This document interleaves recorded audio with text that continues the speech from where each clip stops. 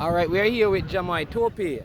Recently played in the World Cup qualifiers for Jamaica, making his debut for Mount Pleasant, having moved from Cavaliers. What do you make of your first game? Well, I think it was a good game, I could say.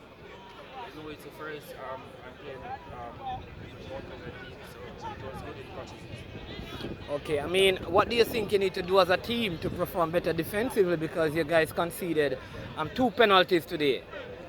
Well, I think it's just a communication. We just need to communicate some more. All right, and how do you think, I mean, being at a club like this will advance your own talent and, ensuring that you have a secure place in the national team? Well, I just have to just continue the hard work. Every time I get the chance to play, just have to do the right thing.